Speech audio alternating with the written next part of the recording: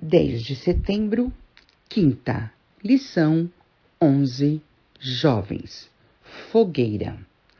O Evangelho de João apresenta uma bela narrativa que está dividida em duas partes, ligadas por uma palavra grega, antakria, que significa fogo ou fogueira.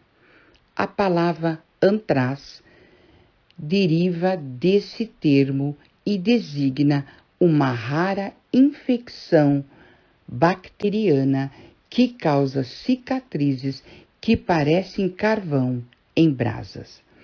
Essa palavra aparece pela primeira vez em João 18, 16 a 27, quando Simão Pedro nega Jesus 3 vezes.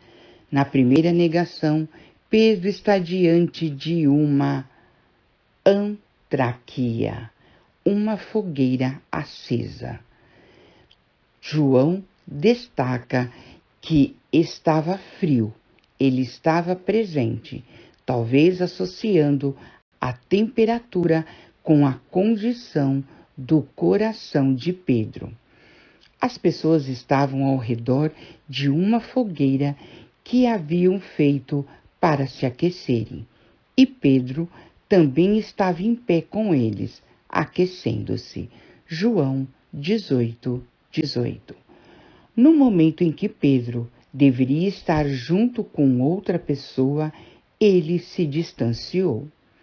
A fogueira é mencionada pela segunda vez em João 21, 3 a 19. Pedro era um discípulo que havia sido chamado por Jesus. Porém, após os incidentes do sofrimento e morte de Cristo, Pedro abandonou seu chamado e voltou à vida de pescador. João 21, 3.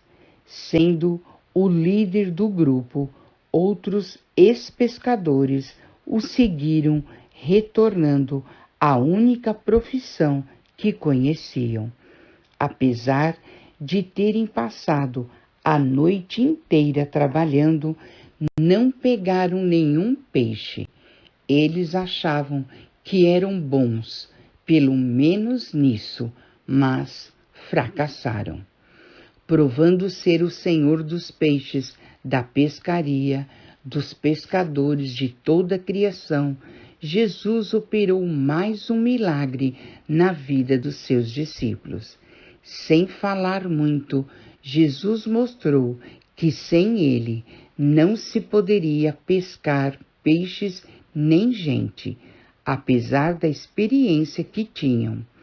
Pedro havia falhado terrivelmente e estava com muita vergonha, mas Cristo novamente lhe ofereceu a oportunidade de pastorear seu rebanho.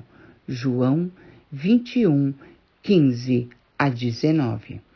A igreja é formada por Pedros que estão desanimados, sentem vergonha de sua condição e de ter decepcionado Jesus.